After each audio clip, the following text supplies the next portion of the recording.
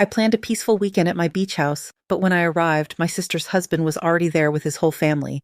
He glared at me and shouted, "Why is this freeloader here?" "Get out." I simply smiled and said, "All right, I'll go."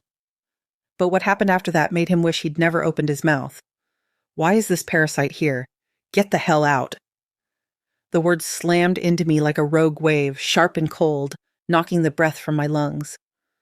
I stood frozen in the doorway of my own beach house, my weekend bag slung over my shoulder, the weight of it suddenly unbearable.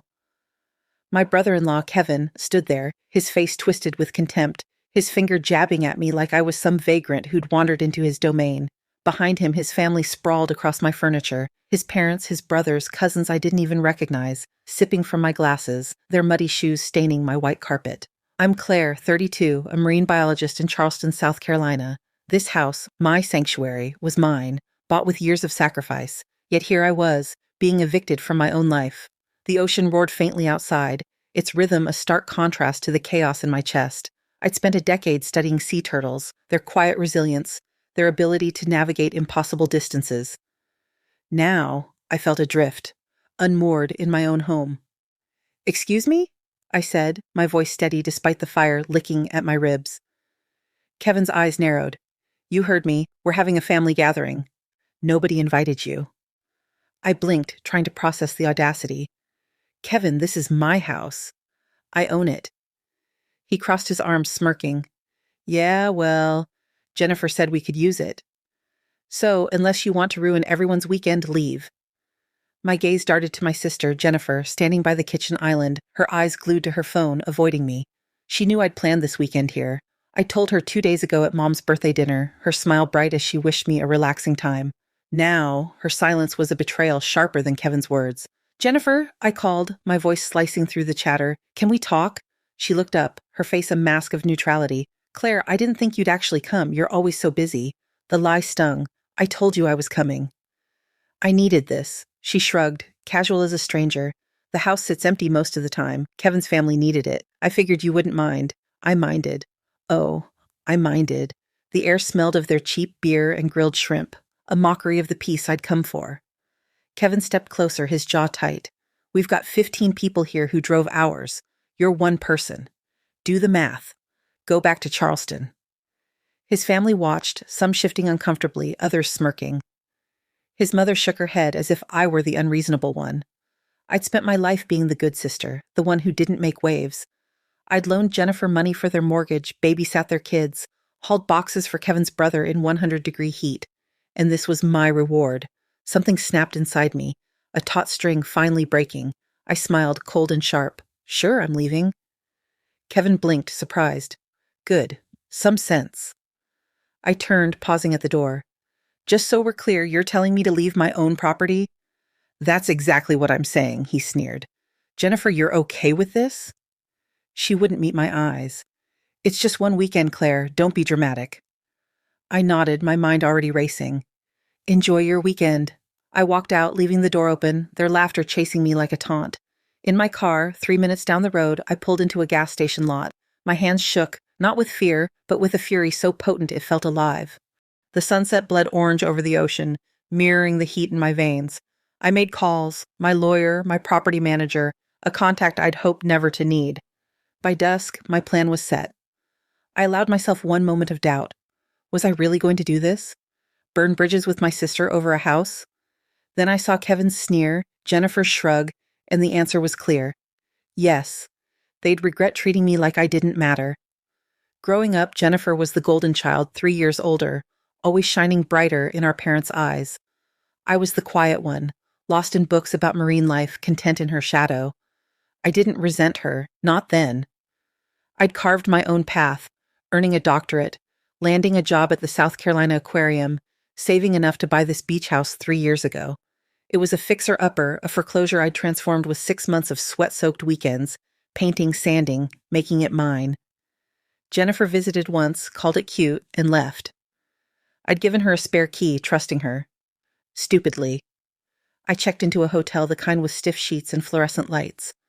Spreading out my property deed and insurance papers on the bed, I felt the weight of my mistake. That access agreement I'd signed for Jennifer, for emergencies, mocked me now.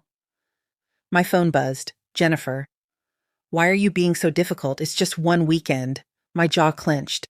She'd made me the villain. We'll talk later, I typed, then turned off my phone when she called me a drama queen. Next morning, I met Gregory, my lawyer, in Charleston. His office smelled of coffee and old books, a calm anchor.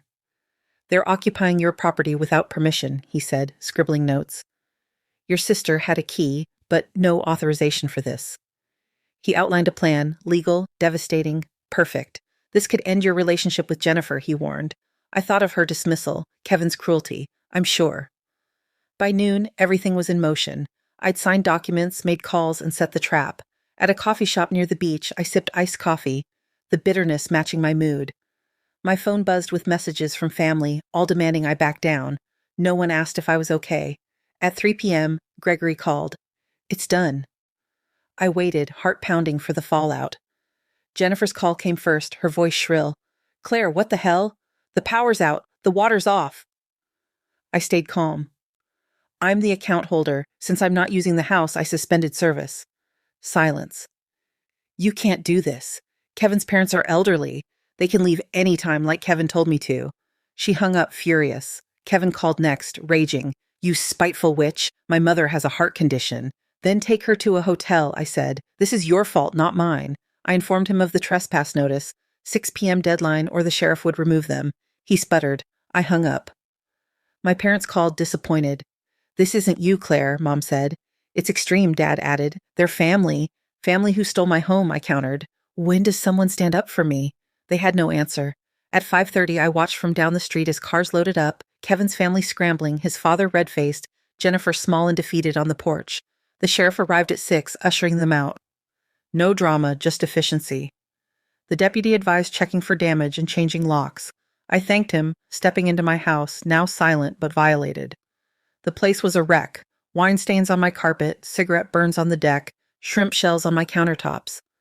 Upstairs, my bedroom was defiled. Sheets tangled, my closet ransacked. My grandmother's pearl necklace, her last gift, a symbol of her urging me to stay curious, stay strong, was gone from its box. My heart cracked. I called Jennifer. Someone stole it. She scoffed. You misplaced it. I'm filing a police report, I said. You wouldn't dare. Watch me.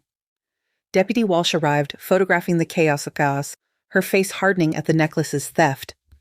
Proving who took it will be tough, she warned. I nodded, cleaning for hours, each scrub fueling my rage. Melissa, Kevin's sister, called at midnight. What Kevin did was out of line, she said. He's entitled, always has been. She mentioned his money troubles, bad investments, desperation. My stomach churned. He'd likely taken the necklace. The next morning, Jennifer arrived at my deck, eyes red. I'm sorry I didn't ask, she said, but added, You've gone too far. It's not just a necklace, I snapped. It's all I have of Grandma. She claimed it was replaceable, then threatened me with our parents' will, saying I'd been cut out. Do it, I said. I'm done being your doormat.